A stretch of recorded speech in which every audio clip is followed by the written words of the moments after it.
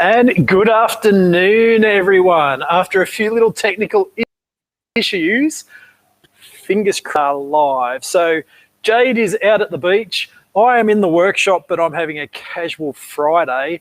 And we have the awesome Louise Azzopardi. Where are you sitting today? I am in my office / half bedroom that I work out of all the time. Nice. In How Western awesome. Sydney. Down in Sydney. Yeah. So you're in Sydney, I'm in Newcastle, and Jade is up at Lennox, I think, today. Lennox Head. Yeehaw. Yeah, I was in Byron 5 minutes ago, but... Nice. Now, I have to admit, I'm having a very casual sort of a Friday. I'm in casual gear because while I had a fairly formal kind of breakfast this morning, it was right at the beach, so I went for a surf instead. Yeah. How's your day going today anyway, Louise? Yeah, it's going really good. Getting some stuff done, just trying to sort out, the chaos of trying to start a new business plus make money and pay bills at the same time. I'm not sure that those problems ever go away. No, I was like, I don't know if that's just a starting thing, babe. It's just going to be like this forever now. It is definitely good that on a Friday you feel like you're kicking goals and that you feel like the week's important and that you've done something good. And that you're smiling because we're about to roll into the weekend. So before I get into the really formal introduction about who you are, and I'm going to let you tell us all about you, I have my beer at the ready. Jade, do you have your beer at the ready? And Louise, are you joining us in a beer this afternoon? I have water. Water, nice. That's all right. I'm supposed to be on water today because I am back into what we call deep spring and should be doing water. Let's just say I've fallen off the wagon a couple of times this week. And I heard you already fell off the wagon. I've got my beer, just got to find an opener. So importantly for beers and cheers, I have my beer. I am drinking something from, now these guys are Colonial Brewing. So down in Melbourne, something different that I found this week. So far, so good, I reckon. So the important bit, the most important part of a Friday afternoon is our awesome guest, Louise. So everyone's probably wondering who you are. So let's start with the exciting version of who's Louise on this lovely Friday. So Louise on this lovely Friday is a 24-year-old business owner, past World Skills champion, current World Skills Chief Judge for heavy vehicle, trainer and assessor, life coach, trying to get into all the hats and get all the experience so then I can be the best I can. And someone who is doing some pretty awesome stuff. I'm trying. Now, you mentioned heavy vehicle. Now, not everyone probably understands what you mean by heavy vehicle. So what do you mean by heavy vehicle? Yeah, so my trade is heavy vehicle commercial and mobile plant mechanics. So that means I diagnose, repair and work on, well, I did in my trade when I was on the tools, on highway trucks, trailers, ag equipment and construction and mining equipment. That's pretty cool. Now, that's my world. I play in that world all the time. And, well, it's not quite Jade's world. But Jade helps me out as well. I know my way roughly around, like, some pneumatic and hydraulic equipment. I can shoot a nail gun. I'm bloody good with a nail gun. I can almost tell a flange from a valve. So, but look, if you want to throw me in the deep end in the ocean, I'm your girl. Nice. So what is the typical kind of people that you work with on a day-to-day when you're in the trade? So I work with a fair range of people. When I was on the tools, the last job that I had on the tools, it was a family business. So we actually worked out of the shed that was on their home property. It was quite an experience. So it was very family orientated, older boss who had the world of experience, young gun son who thought he knew it all. And then there was me. But then Who absolutely knew everything. Yeah, totally. Before that I was at Cummins, so international company, so lot different. 40 people in the workshop, all the policies, the procedures, all that kind of stuff. It was like two totally opposite ends of the universe, going from Cummins to the tractor shop, where we were lucky to have a manual, lucky to have seen the machine before ever, and lucky to be able to order parts anymore for them. So that'd be rather interesting to work on, though, wouldn't it? Because you're really flying by the seat of your pants. Yeah, it was definitely an experience. You really learn to think on your feet. It's kind of like being in business, and I'm sure Jade will agree. We hear the analogies about, being a business owner or an entrepreneur is really all about jumping out of the aeroplane and trying to find a parachute on the way. Yeah, that's it. So I guess that experience has actually set you up for starting your own business, Louise. So for the situations that you've been put in, especially like being a female on site, maybe turning up and, there's no toilets, you've got to like really, the odds are stacked against you. How do you reckon that has set you up to succeed in your own business?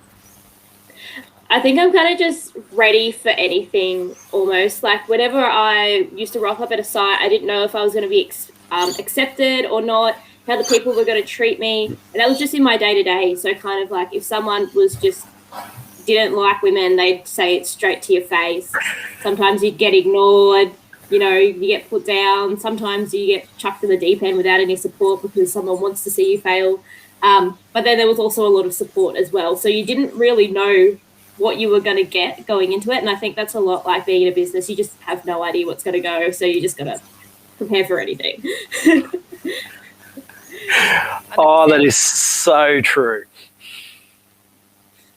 Beautiful. Louise, one of the main reasons why we connected, we had a chat. I was like, Kyle said, you're epic.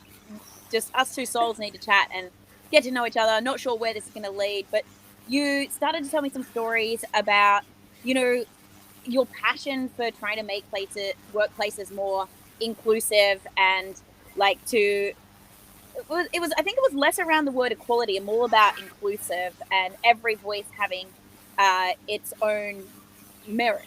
Can you just touch us through on your thoughts around that?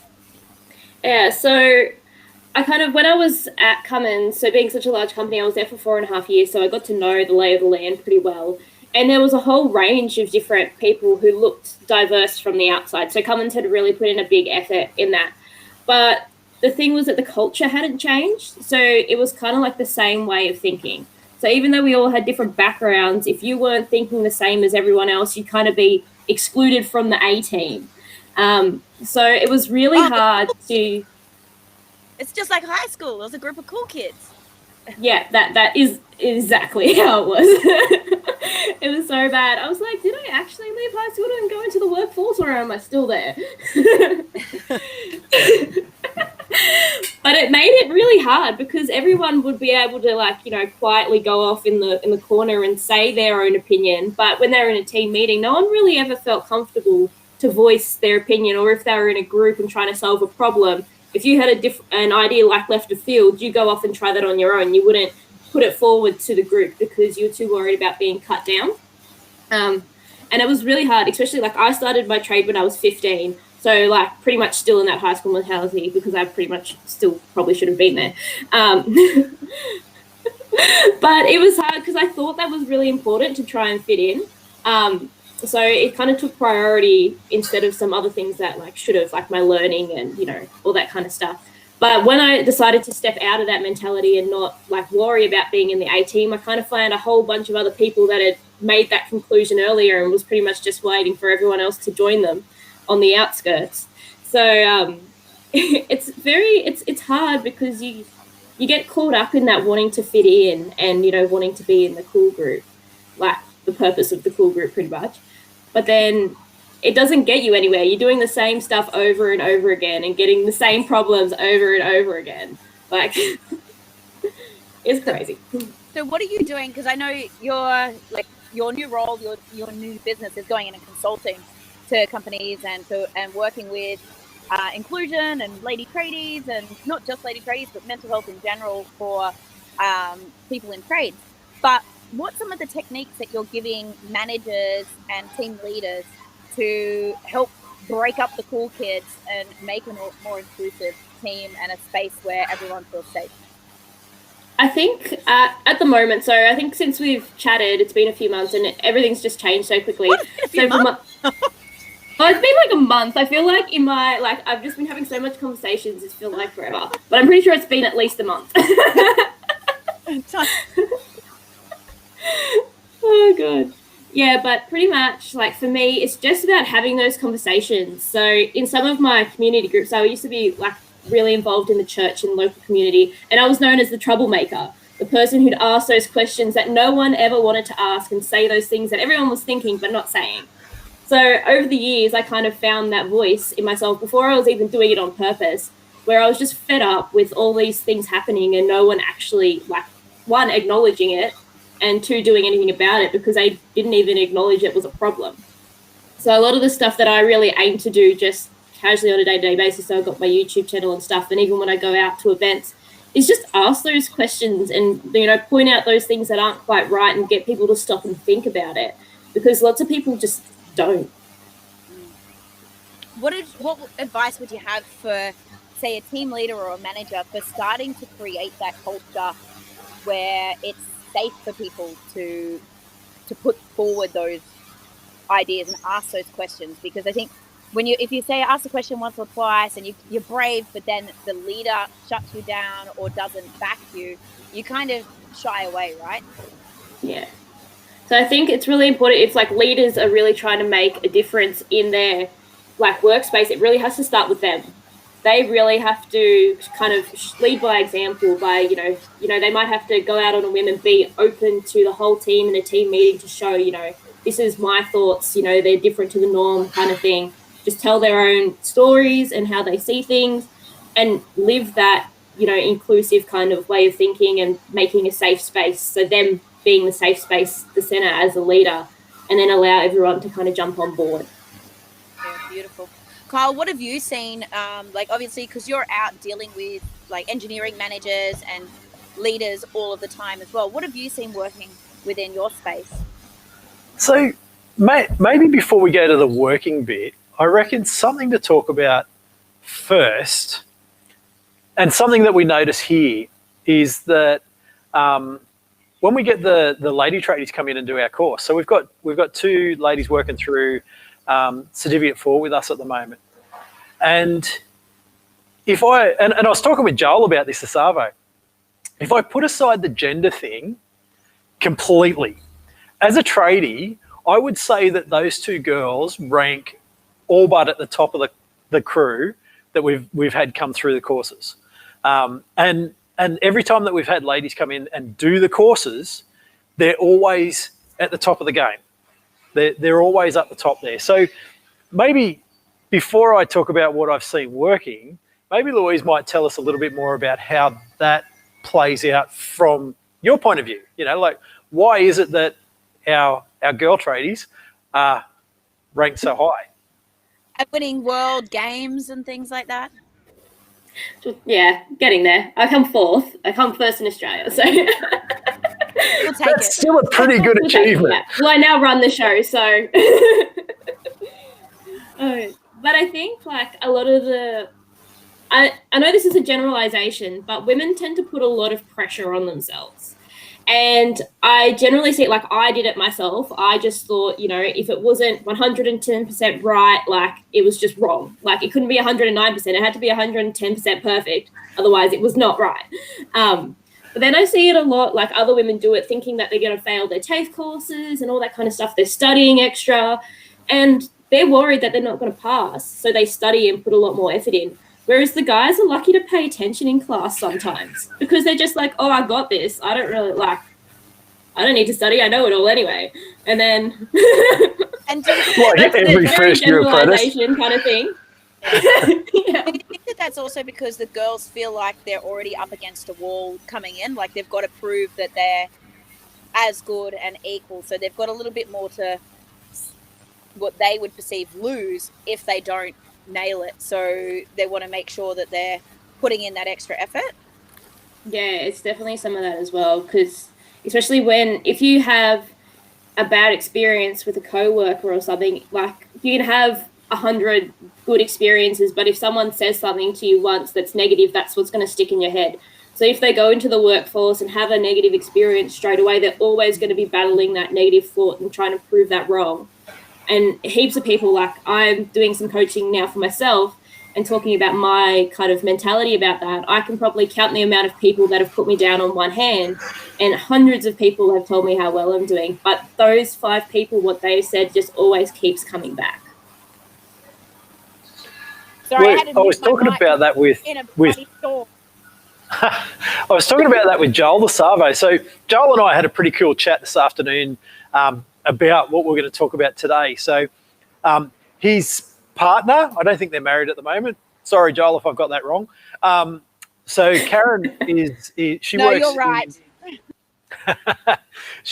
She works in a very male-dominated sort of space as well, and often is going to mine sites and trying to work with some of them. And he said the same thing, that she's kind of got and she's a specialist. She's pretty good at her game. And he said it's often that she's got to go and throw out some really big words and some really technical shit so that they'll actually listen first. And as you said, though, it's you can do something well 100 times and like do a really, really awesome job of it. And someone might tell the person next door, hey, that was pretty good or whatever. But if you do something bad, they want to tell the whole world. But even with that, like I've been doing a bit just recently, a few videos on kind of like that rumor spreading stuff, but more regarding into relationships. But anyway, with anything, it's the people for someone who does something and then, they think that everyone's talking about it and what people might be. It's often the people whose opinion doesn't matter are the ones that are spreading rumors and don't actually, or talking about mistakes that were made because they actually don't have anything better to talk about. And they're trying to hide their own mistakes. It's very true, isn't it? The people that we probably should care least about seem to be the ones that we listen to the most. Yeah, that's it. Yeah, absolutely. They're usually the ones with the loudest voices. As Louise said, they're trying to deflect the attention away from their own piss poor performance. So they feel like if they're loud, they won't. The real stuff won't get looked at. They'll divert the attention, which I think is across a lot of different industries there. Louise, I've just completely lost what I was about to ask you because my foot just filled up with water. Oh,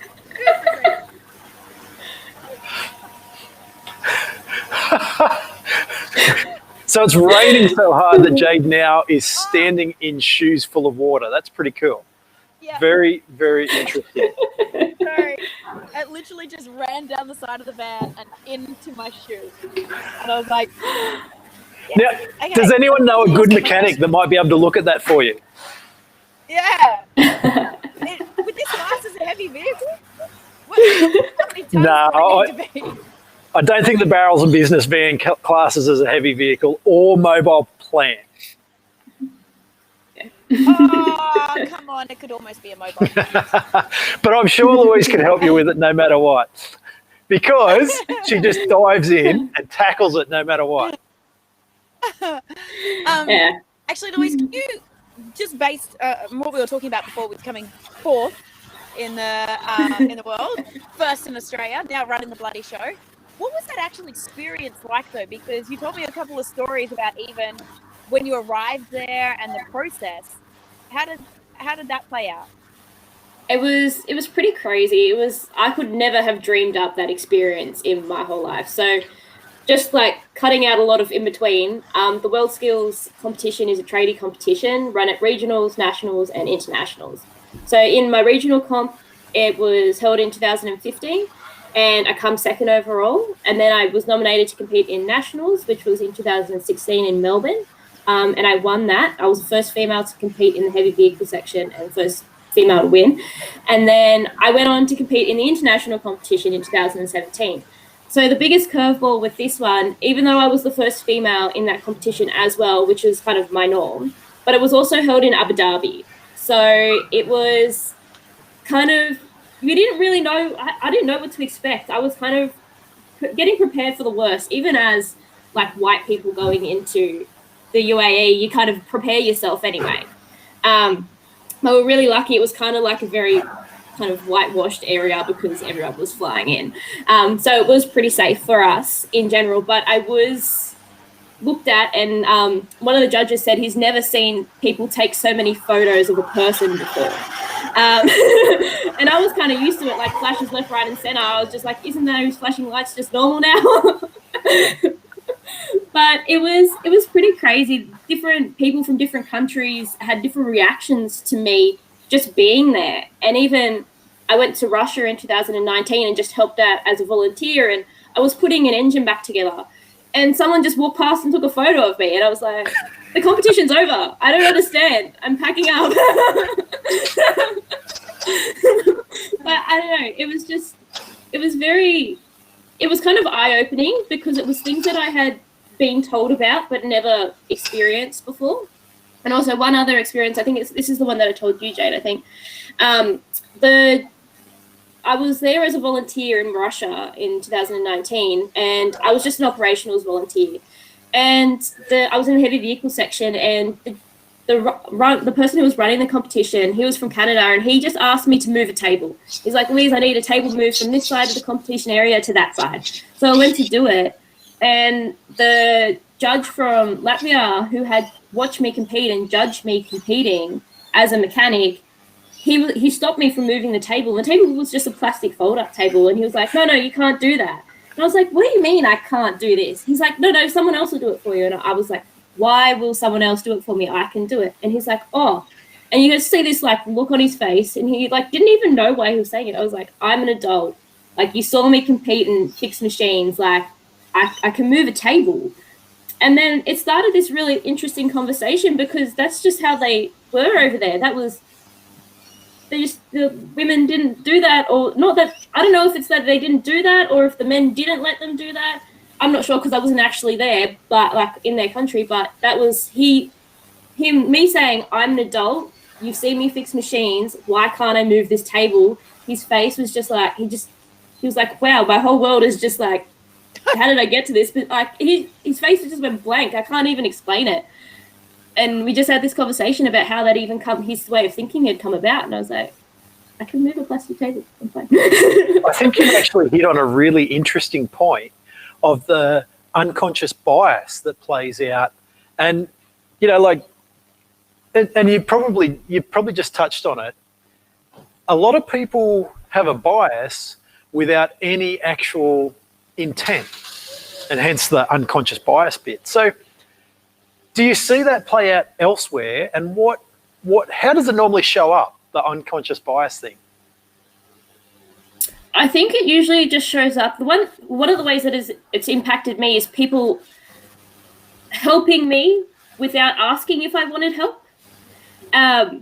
So I'd be doing something. So for TAFE, this was the biggest kind of impact that it had on me because, you know, putting together pieces of equipment, you're like learning how to do it. So you want to get hands on and actually do it. But things being on the heavier side, people would just do it for me. And I wasn't getting that experience. And then through the World Skills competition, especially in the diff section, that's where it really showed for me because it was a simple task of me just putting the crown wheel in. And when you put the crown wheel in, you need to feel it, like go in. But I had never felt that before because the boys had just taken that away from me. And I was like, I know the theory behind it, but I didn't know how it was supposed to feel because I'd never felt it before. And I was like, shit. Like at the time I was freaking out. I was a total mess. Like if you ask the people around there, I was just crying at the corner because I was like, I can't even do this simple thing. Like how am I competing in this competition? Now I have to pause you there. It's not just a simple thing. Not everyone can put a diff together properly. So I think you're beating yourself up a little bit there. A little bit there. Well, compared to like fixing hydraulic problems and then like building engines, in that scenario, that was the simplest task. The simplest task. Yes, the simplest task. Like doing a Rubik's Cube blindfolded and only one hand, the simplest task, yes.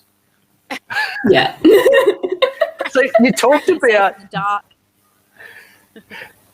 So you talked about the guys in your TAFE course were they were helping you. You know, I didn't want them to, but they helped me. Those rude bastards. Now, I guess the question to put to you though is, do you think they actually consciously thought you couldn't do it? I don't think it was conscious. I don't think it was. They were, some of those guys in those classes, even though we've lost touch now, I would say they were my really, really good friends at that point in time. And I felt like they respected me in every situation. But then having that instance during the competition, being like, shit, how did I get to this point and not know how to do this specific task? And I look back and I was like, oh, that's what happened. And I think like now, I'm pretty confident now. I speak like on Wednesday, I spoke in front of my old high school in front of like 1,200 teenagers. But but back then when I was 15, 16, I could barely talk to my supervisor. Like I couldn't be like, well, mate, like I'm doing this. I didn't have that voice then.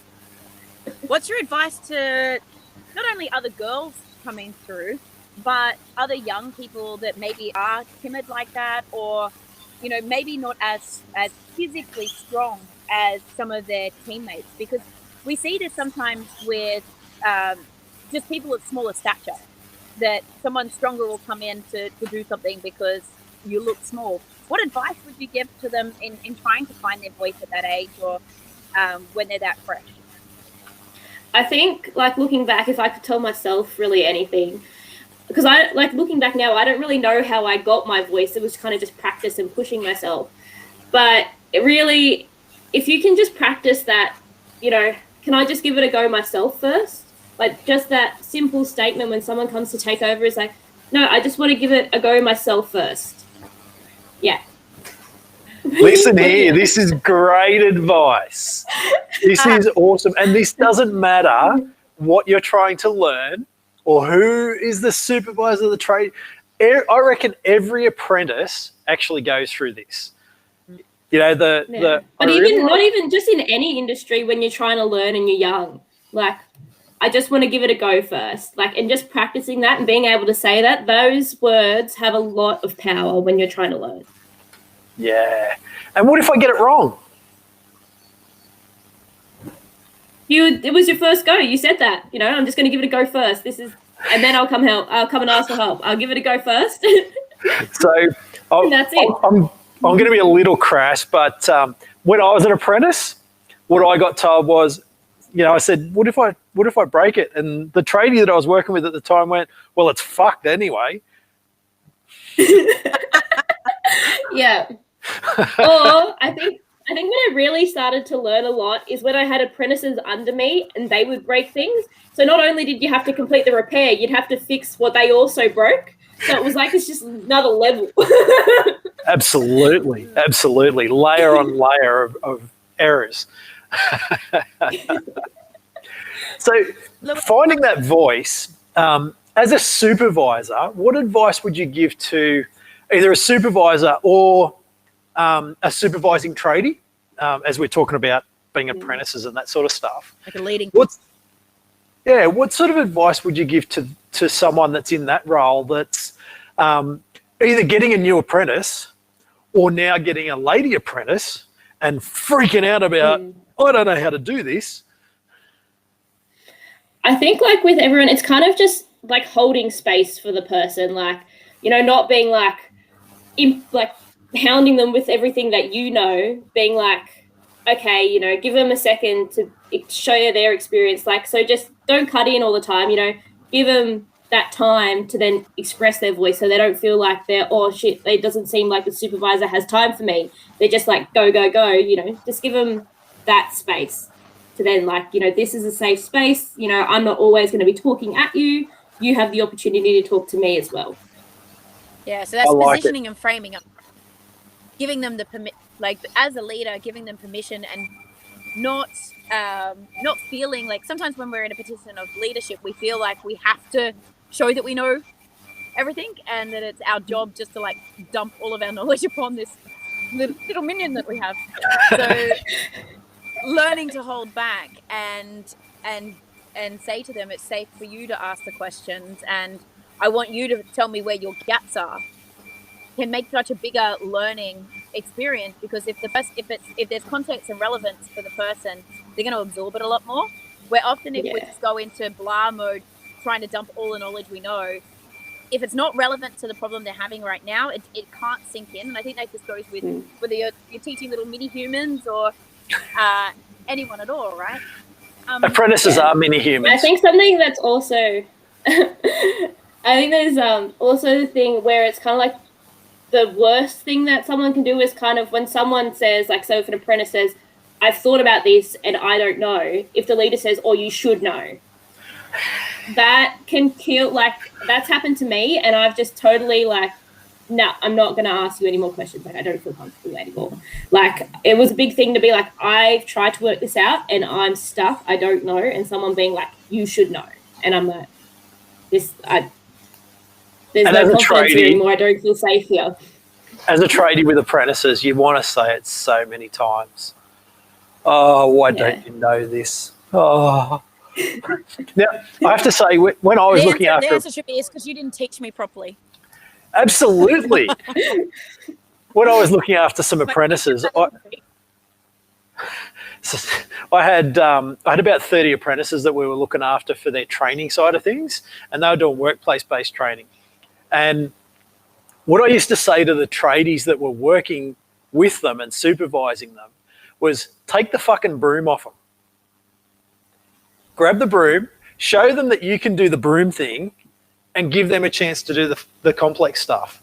And it's a really simple way for a tradie to understand. Just take the fucking broom off them, let the apprentice do the real stuff, and you use the broom for a change. Yeah, that's it. And I think even the respect you have, like, both ways, if you both clean up at the end of the job, like, that is something so simple that is very easy. You know, the job is a team effort, and so is cleaning up because it's part of the job. Yeah, I love that. Yeah. Louise, you also spoke about like the challenges within your industry with people wanting to even just grow and do personal development, and it being classed as sort of being a nerd or a dork or brown nosing. Just give us your thoughts around that and what's your advice for people?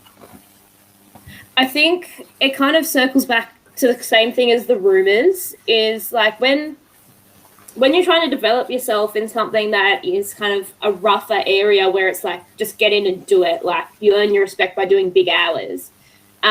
Taking that time to then develop yourself to try and be better, they kind of see it as a bit of a threat, I think, and they're just like, oh no, like, we need to hold, like, everyone just needs to stay at this level forever kind of thing. It's like that mentality. So as soon as you go and you're like, you know, you're brown nosing, you're being a bit of a nerd, like, do you even want to do this kind of thing when you're going for that growth? You're doing extra courses. It was said to me a few times when I was doing the competition, like, why are you doing this competition? Like, why don't you just stay in the workshop and just be a mechanic? It's like, for one, it's one day. And two, like, I'm going to be a better mechanic for it. Like, but then it's like kind of that jealousy as well as, you know, they're like, shit, I don't want to get any better. So for me to remain looking good, no one else can get any better. Yeah. So how can workplaces break that barrier down and help create sort of that more growth mindset and helping people to be able to go through that growth and maybe break down some of those old stigmas around, like, and we know, like, it's hard to replace good mechanics. You don't want someone to get too good and leave you, like, sometimes. Like, but what would you say to people that are stuck in that mindset as a business owner or leader? I think it really, kind of similar back to that. It's a culture shift. And for every business, it'll be different on how that culture needs to shift. But I think it's also, in those leaders that are on the ground, like if they're encouraging and supporting people to become better and treating everyone still gets treated equally, even though, if some people want to do, an extra course, that supervisor isn't going to talk to them any differently. That supervisor isn't going to, favor, like there's no favoritism, that person is learning and that's okay. That person can keep learning. I think people assume that if someone's learning something, then they're going to be held on like a pedestal compared to them. So I think if it's really shown that everyone still gets treated equally, you're in the same job, everyone, gets the same ratio of shit jobs and good jobs, like it's not favoriting anyone. I think it can really help just showing, no one's going to be treated any differently if you do any courses or anything like that. Kyle, what have you seen? Like, because obviously you're actually in the training space, and often you've got students that the company won't pay for their development and their ongoing learning, and they're coming in and paying for it themselves. Any light you can shed on it there? Any support that we can give those people? It's a really interesting question, that one, because we get both sides. So we get a lot of students that are self-funded, they're looking after themselves, they're driving their own growth, and like they are fantastic students to have. They've got a financial motivator that, I've paid this money and I probably should make the most of this. Get in the game. And they're intrinsically motivated as well because they took that first step and they decided to jump in. And we get the other side as well, where we've got students that are coming in and essentially they have to come and do the training. It's an OH&S requirement, it's a site requirement, it's an EBA requirement. And it always baffles me with those particular students that, and it's obviously a cultural thing in the business, that they just don't care. I'm just turning up. I'm just going to, I'm going to do the absolute minimum. What time's crib? What time can we leave? Can we knock off early? Like, hang on, you've got, if it's not me, you've got one of my crew who is a specialist in this world, and you can ask them any questions you want. Anything in the world you want, you can ask them. Something that went wrong at work, something that went right, something that you're just curious about. And the question is, what time can we go home? What the hell? So I think as a supervisor, it's really important to encourage people to ask questions and not treat them as the dummies. We've seen plenty of supervisors, and I cringe when I hear it, and I'm glad that the people that say this aren't working in the industry anymore.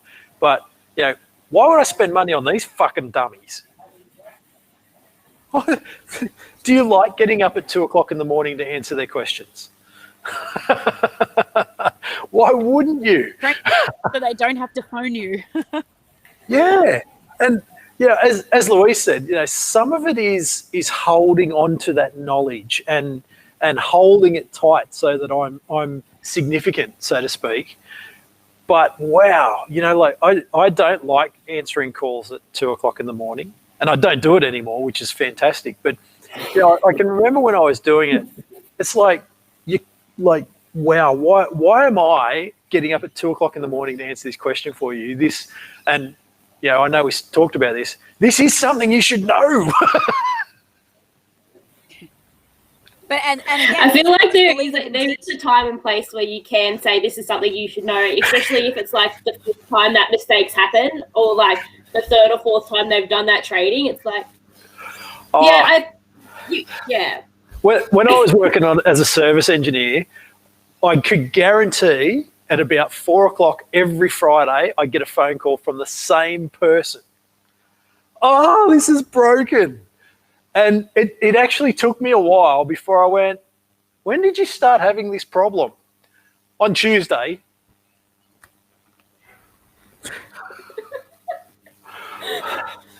No, I can't help you on Saturday. I'll be there on Monday. So, yeah. Sorry, I diverted off track a fair bit to go back there. So things that I think works really well is having a space where asking questions is actually cheered on. Everyone actually encourages the questions and sharing of knowledge, and those questions don't have to be answered by a supervisor or an expert. They can be answered collectively, and I think that encouraging a team to be able to come up with the answers together is super important. It encourages everyone to be thinking about an answer, thinking about a question, and asking a better question if they can. So I think that's probably one of the things that I see works really, really well in a team environment, is encouraging the team to answer their questions.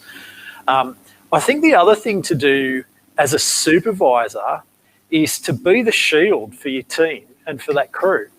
And what I mean by that is, if they're asking questions and people are giving them a hard time about asking questions, is being the shield and going, hey, I'd much rather they ask me those questions. I want to hear these questions. This is the best thing they can be doing. And I think you alluded to this, Louise, where, you know, you've got to hold that space for them. You've got to be the shield, and you've got to show them that you're encouraging it and you're leading from the front, so to speak. Yeah, that's it. I also heard this really cool analogy. The difference between traffic lights and roundabouts. So they both have the same purpose, but one of them, all the decisions are made within. So with a roundabout, there's a set of rules and everyone goes through it. They don't need no higher power to safely go through that intersection. But with a set of traffic lights, you've got rules, you've got stops, someone's controlling that.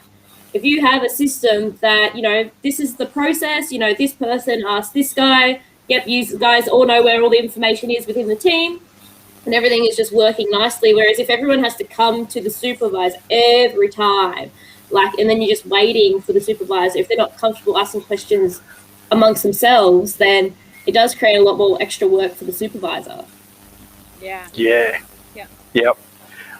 And I've seen this before on site where, someone's sort of gone, I've had this problem and I read this book, I read the manual, and I spoke to this person. Why the fuck did you talk to that idiot? Oh, come on. Oh, okay.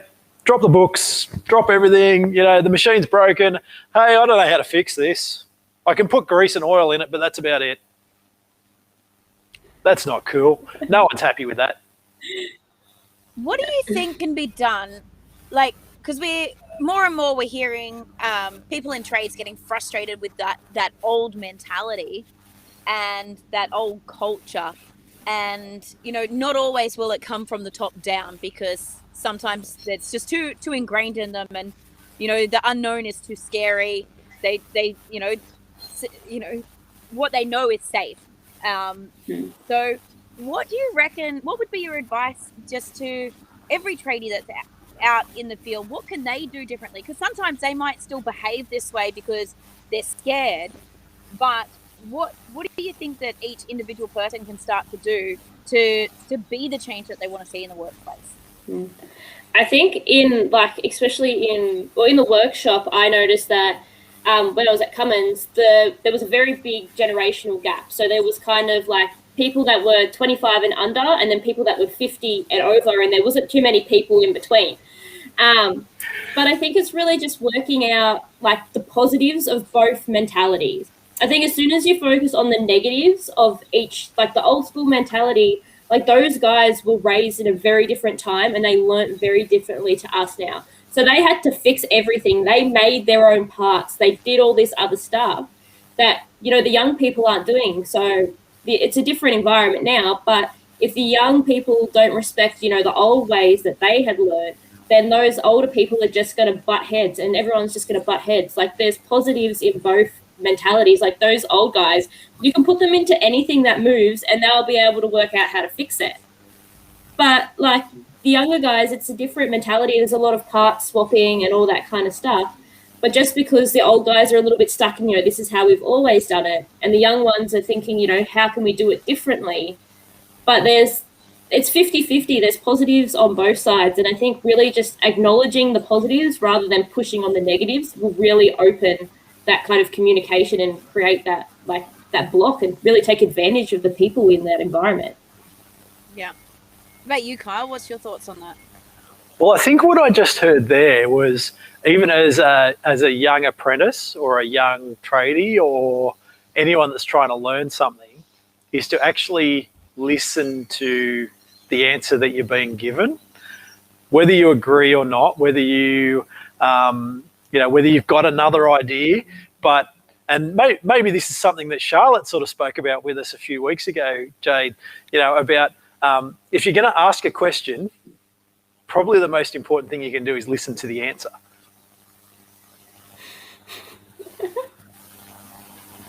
Yeah. 100%. Lots of people ask questions to then have the opportunity to give their own answer. Like there's always that one person who asks everyone else what they're doing on the weekend, but they really just want to tell everyone. They're just waiting for the floor. Someone ask me. Someone ask me. Why did they ask me?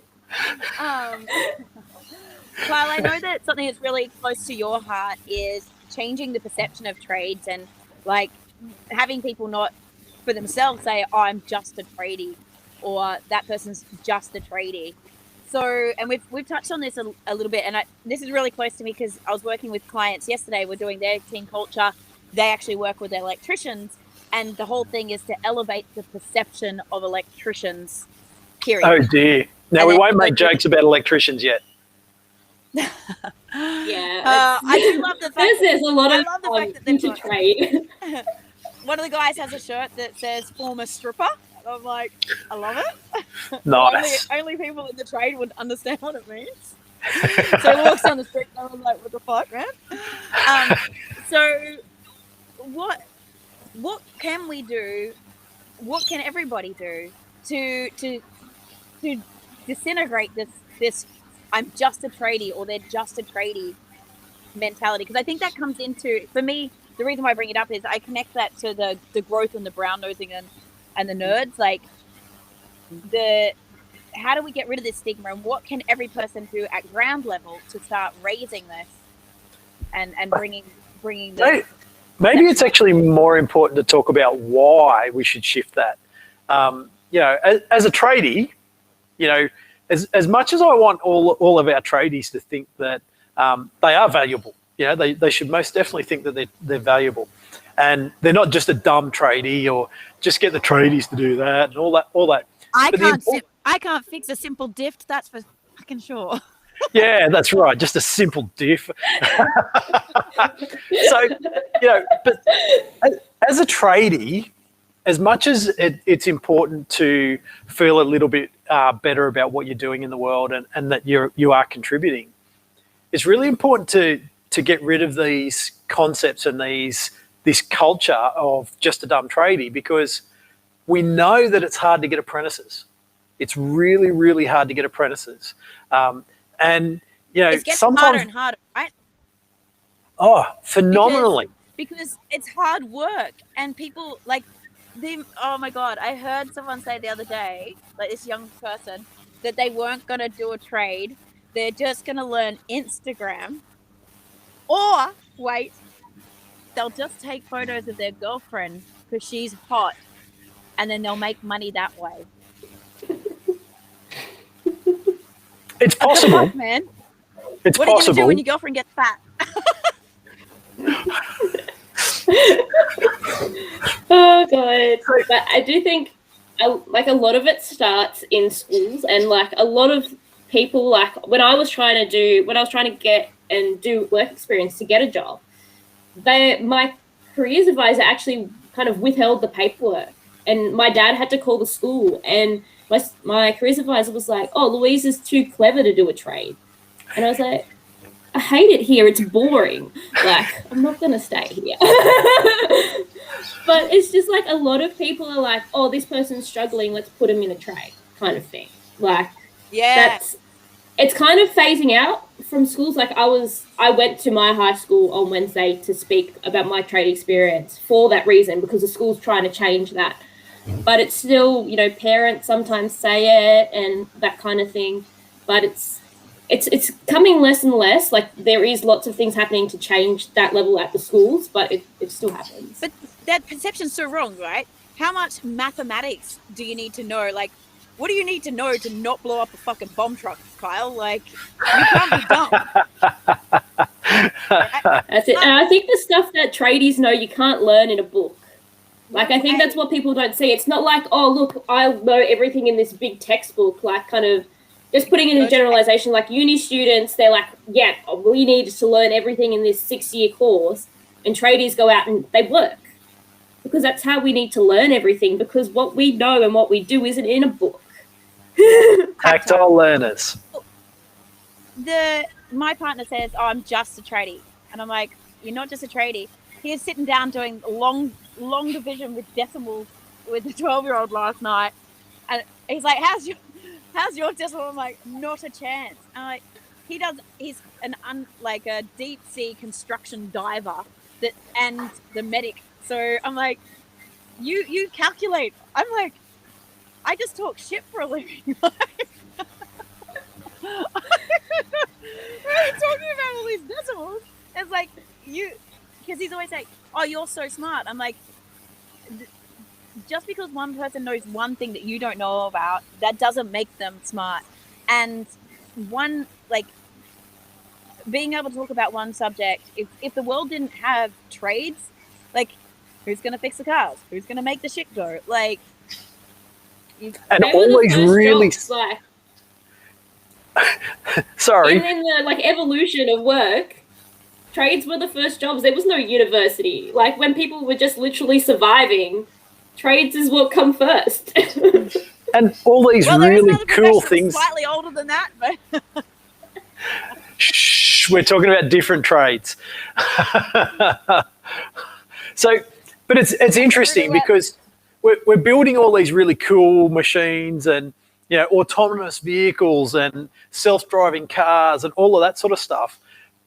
But we still need tradies to do their smart bit to make them work. And probably to stop them crashing. What happens when the smart thing breaks? Who fixed the smart thing? Yeah, and look, you would understand as well. We've got this perception, that I'm just a tradie. I'm just a tradie, and we just talked about it. The least complex thing that you dealt with was a diff. Now, most people don't understand how a diff works, how to put it together, why things like preload and backlash are so important. And you're going through things like making sure that it doesn't wear out. You're adjusting it so that it doesn't wear out. And Jade's adjusting the rain shield. Okay, that's just too much now. So as a tradie, we talk about a mechanic, or we talk about a fitter, or even an electrician, and they're not just dealing with one basic thing. We're talking about a complex machine and multiple different things that we've got to bring together to fix it and make it go, or to keep it safe, or keep it reliable, or anything else like that. So I think to come back to that, what do we need to do? I think as tradies ourselves, we need to promote the idea that, we're doing complex shit. It's not just simple. And the skills and knowledge...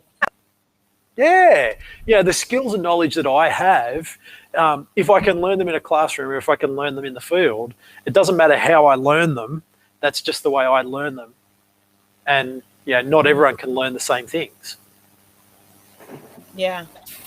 I think that's I think that being able to recognize and give yourself a pat on the back is a really important thing, and to realize that you can't do something else, but that person can't do what you just did.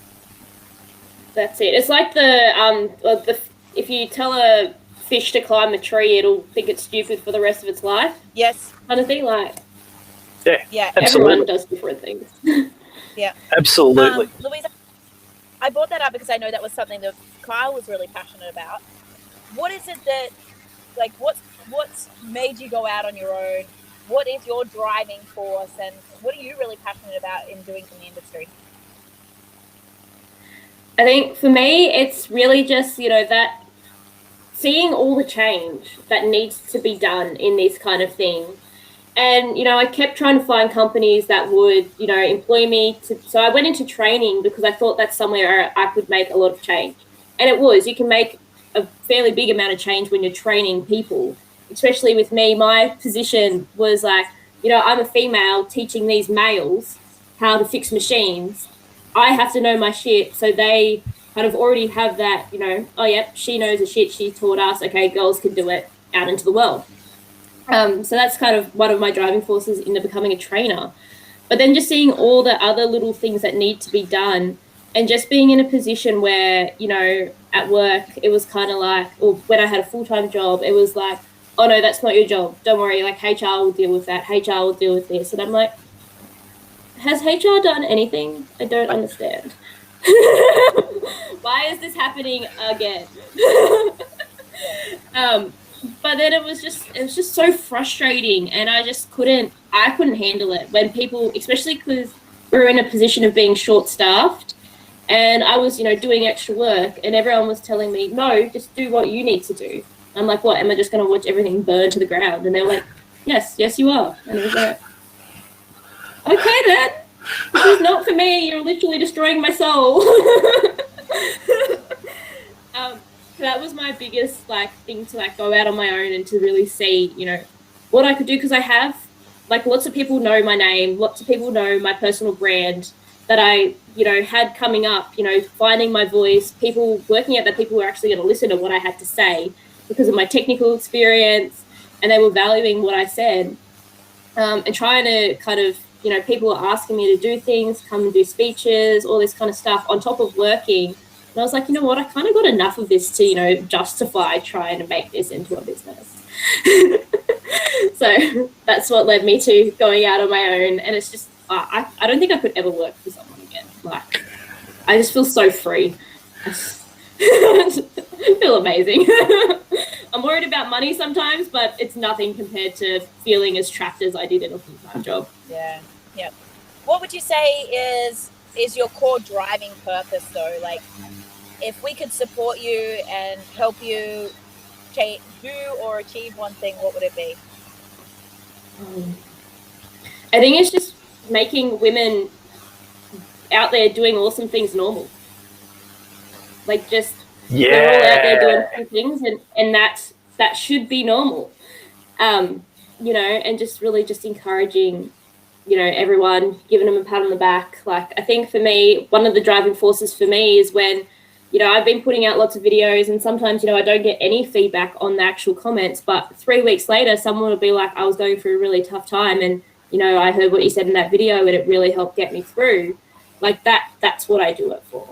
They shouldn't have to get through anything, so that's why I'm trying to hopefully make some change further up. But if anything that I does at least helps one person get through a situation that's not great, then that's enough.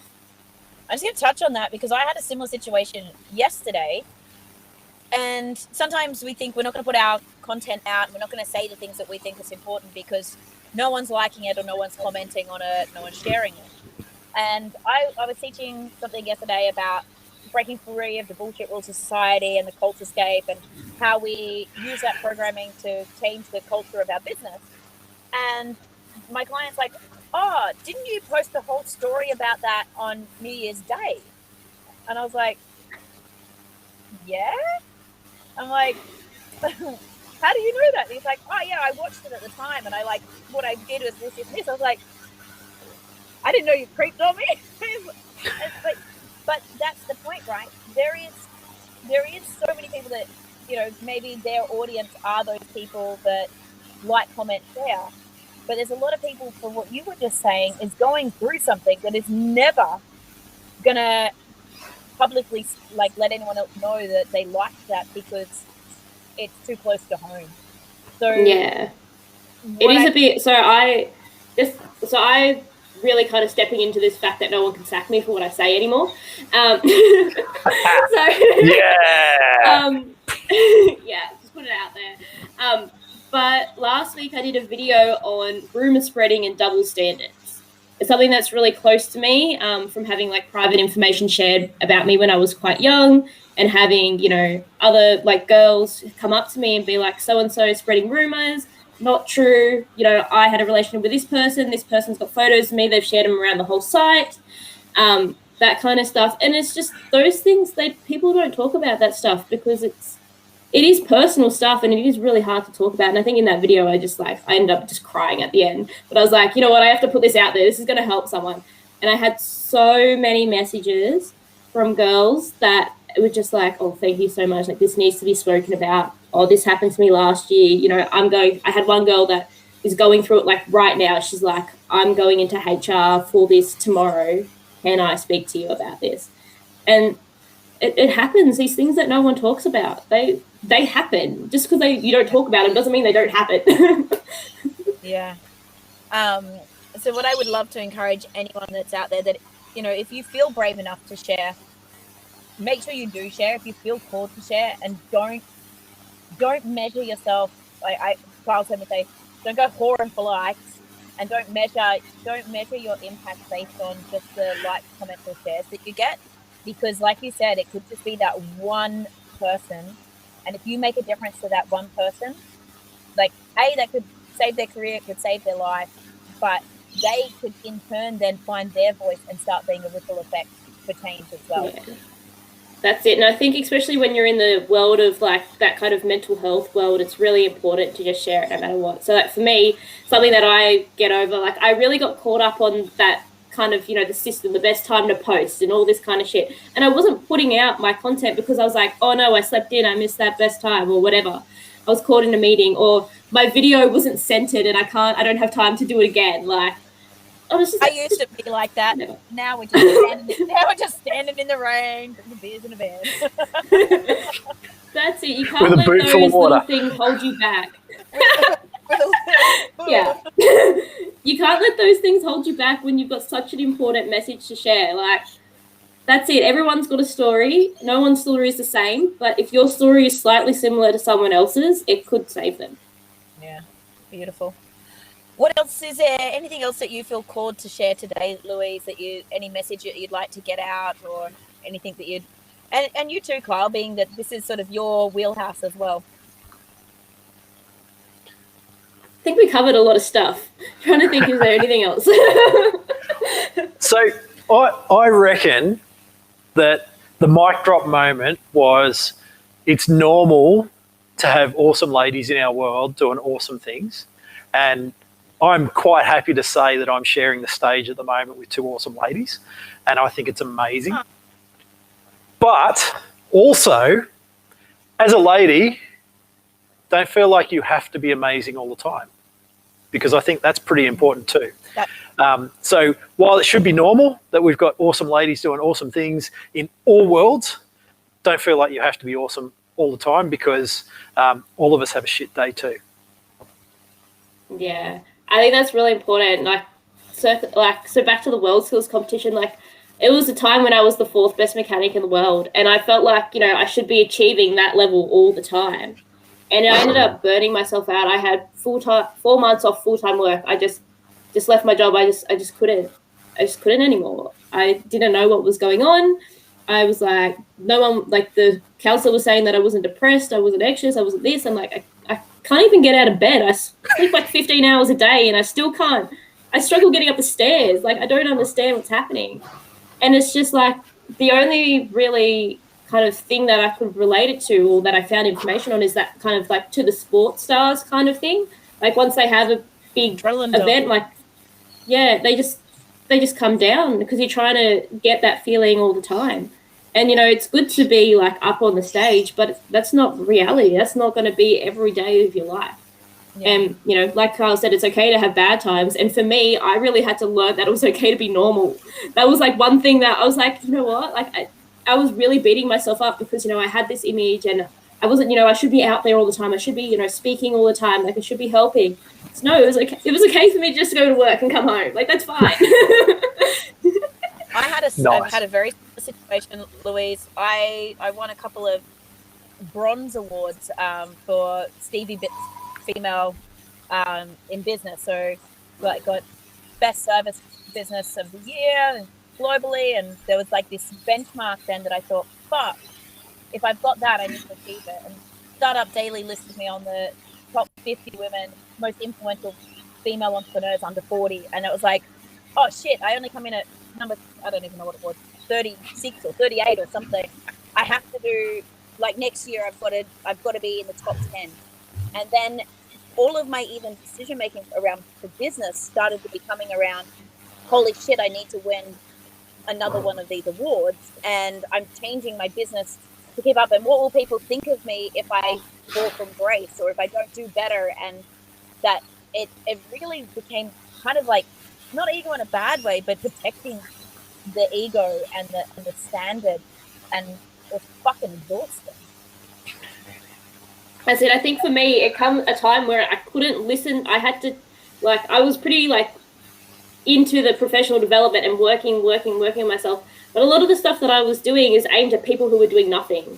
And because I was doing so much and then doing this professional development, like, cool, I need to do more. I need to do more. Like, it was almost like I had to, like, ban myself from doing any more professional development because it was actually taking a negative effect on me. And it's really hard because you tell people, you know, push yourselves outside your comfort zone. But if you're telling that to someone who already is, it can have the opposite effect. Self-confessed personal development junkie right here had to go on a course ban and wasn't allowed to buy anything. But it was a course budget. Wasn't allowed to buy courses. Not because of the spending, because of the doing. Yeah. Sake. It comes in addiction. So there's like, I did, so I'm doing my diploma in life coaching, and I had, we did four days face-to-face last weekend, and it was talking about like the core needs, and there's like 6 core needs, and if something meets 3 or more of the core needs, it can become addictive. And they were like using professional development as an example. Like if you see someone who's always like signing up to courses, then it's meeting the core needs in like 3 ways, but not in a good way. They're just doing it all the time. Yep, I was there. I'm in rehab. I'm down to just one course right now. Yeah, I'm just doing my diploma and that is it. I'm not doing any free courses, like nothing. Yeah. Like this is it. I love it. Louise, where's the best place for people to consume more of you, be in contact, follow your journey, or reach out for some support if they are in this trades business as well?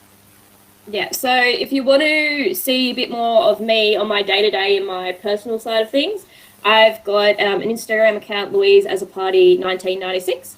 That's where I just put all my life, all my ups and downs and everything. I've also got a coaching page, which is linked to that, and my LinkedIn and my Instagram and my YouTube channel. I share the similar content across all, but the only main difference is my personal page. I show everything I do, my dancing, my family, how I try and fit it all together. I love it. And Louise's name is spelt on the screen, guys, and will be tagged in here if you're trying to find her. So go ahead and look at that. Kyle, I don't know about you, but when she said Louise as a Party 1996, I was like, oh yeah, I finished school that year. Now I feel really old. That's when I was born. Thanks, babe. I've still got a few years on Kyle too, but really, I'm leaving the numbers off the end of mine now. I started going into different workplaces, and people would be like as old as my parents, and I would be like, "Oh, you're as old as my dad," and people get really offended by that. Just calm down, whippersnapper. I've got one person, so in my team for heavy vehicle judges, one of the people in my team actually started his apprenticeship before my dad was born, and he's like under me in the hierarchy of things, and I'm just like, I can't believe this person is even listening to me. But it's awesome. I have so much respect for him. And that's the culture we're trying to breed, right? That it doesn't matter about age, it doesn't matter about gender, it doesn't matter about just literally the years on the ground. It's about what you actually bring to the table. That's it. Beautiful. Well, thank you so much for sharing your Friday afternoon with us. It's all right. It was fun. It was good. It's been rather amazing. So this is the wonderful Louise. It's been amazing having you with us. Let's not forget the wonderful Jade down there, who has coached us through this again. Just to remind everyone, I think, so we have amazing ladies in our world that are doing amazing things, but they don't have to all the time. And as much as we don't want to be a professional development junkie, we should most definitely be doing some professional development. Yeah. Thank you, everyone. Have an awesome, epic Friday afternoon and weekend. And we will see you in 2 weeks' time for another Beers. Cheers.